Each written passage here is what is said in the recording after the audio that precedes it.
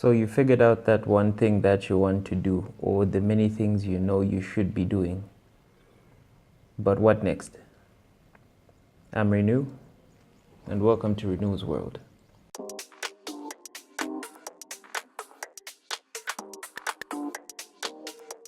Thank you so much for the response from the last video. If you haven't seen it, I spoke about starting, and starting is one of those really difficult things to do. But once you get started, what next? For a lot of us, I know for me personally, I like to know things before I get there. I like to have some sort of direction, sometimes a little too much. So you tend to get stuck in that consistently planning phase where you're consistently writing plans down, you're consistently writing ideas down, but then there has to be some form of implementation. There's a saying, failing to plan is planning to fail.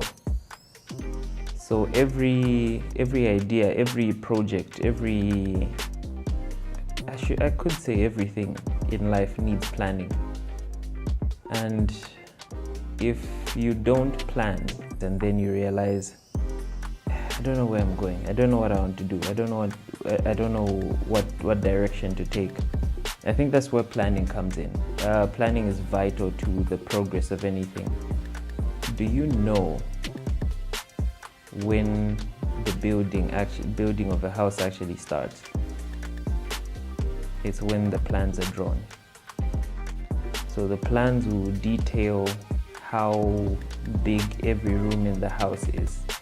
It will detail how many stories the house will be. It will detail every little bit of that house.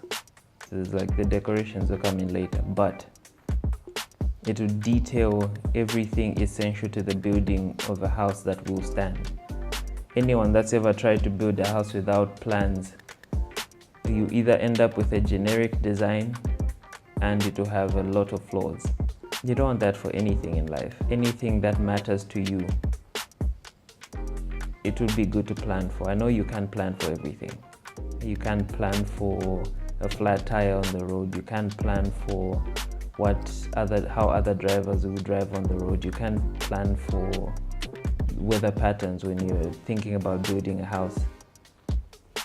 But even the most basic of plans could be the difference between success and failure. First thing you have to do is you have to write it down. Writing it down solidifies an idea. It doesn't become official until it's on paper. So once you write it down, you're basically telling yourself, I'm serious about this. This has got to happen. Think about the plan, think about what you've just written down, think about your goal, think about that one thing you want to do. And then think about the end result. What is the goal of that one thing you want to do? Let's say your goal is financial freedom. What does that look like to you? Does it look like you just don't have debt but you're close to broke? Or does it look like you're able to take yourself and your significant others out? You basically have the freedom to spend money the way you want to spend it. You have to think about what the end result is of that thing you want to do, and then figure out the first step you need to take. Sometimes, even in my case, I'll start something and then the plans start to come. It's okay to do stuff like that.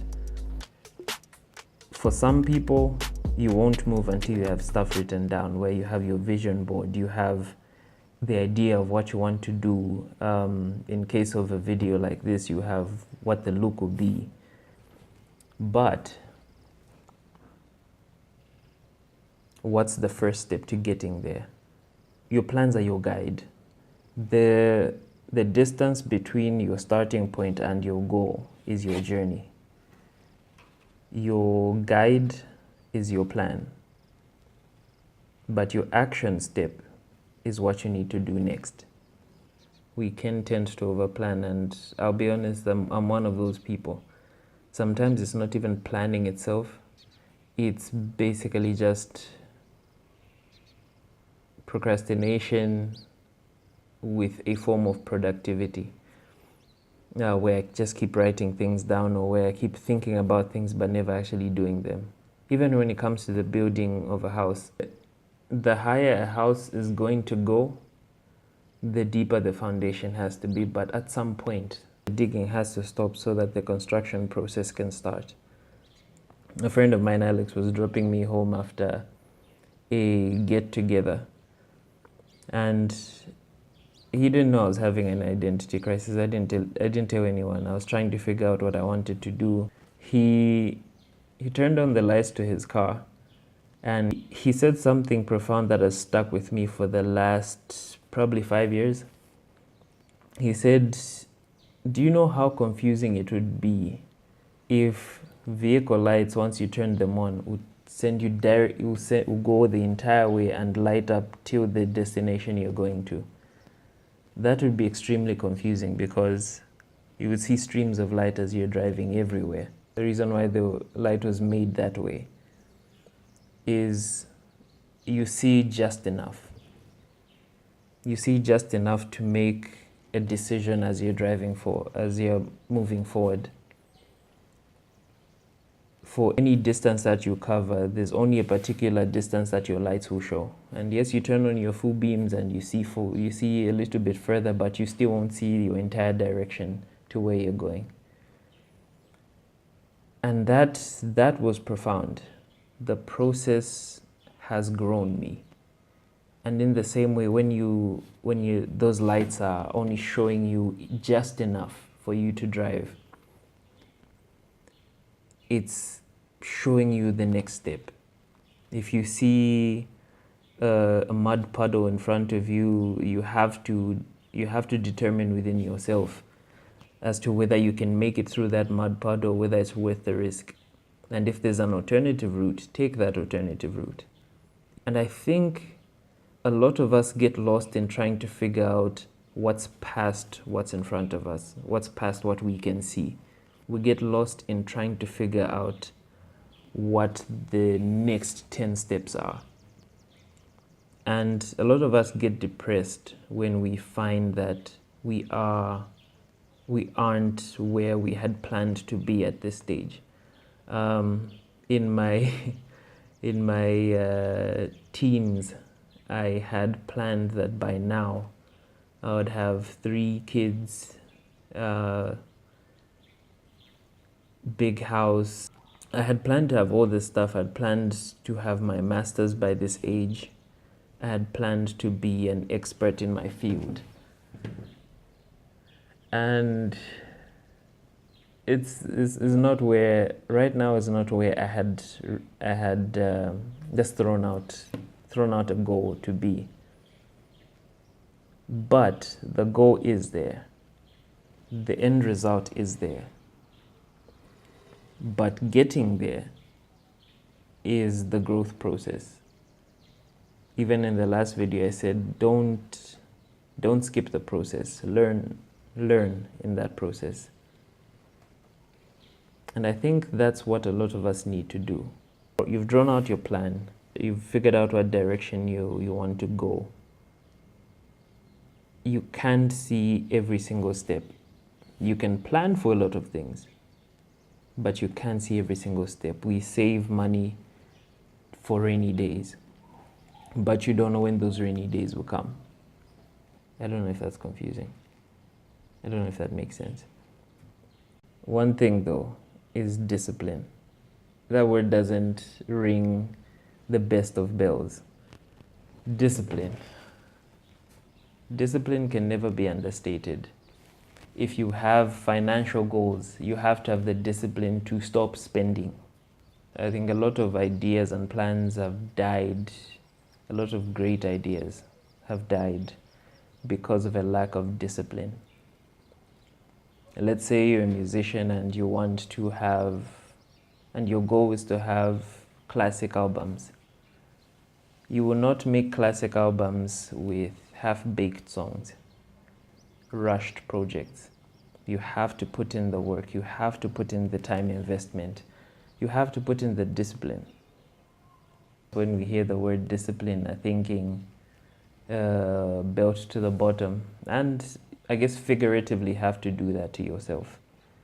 You have such a bright goal, you have such a bright plan, but you need the discipline to maintain it. It's like knowing the destination you want to go to is the idea. Plotting out the route is the plan.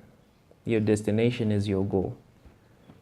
Getting in the car is the first step to starting. It's like writing down the plan or writing down the goal. Turning on the ignition is starting. What's that first thing you need to do? Turning on the lights is being able to see what you need to do next. As you start to drive, you're taking those steps to get there. Or driving in general is risk-taking because you never know what's going to happen. And then obeying the road rules so that you get to your intended goal without unnecessary inconveniences is the discipline. Another aspect of discipline is actually driving all the way and getting to your goal. Let's say it's a 6-hour drive. Most of us tend to do the drive for only 2 hours and quit. So you head back home literally undoing everything you've done so that you have to start again. Planning and discipline. Oh, how vital these two are, man. How vital these two are. So if you are intending to be successful at anything, you have your desire, you have where you want to be. Write down your goal, write down your starting point, write down the steps that you know you need to take in between. And then some of it is just go with the flow. See where the road takes you, but know the direction you're heading. So if you have benefited from this one, just let me know in the comments. If you haven't liked the page yet, if you haven't followed me on Facebook, on Instagram, if you are on Instagram, if you haven't subscribed to my YouTube channel, please do. For more, let's grow together.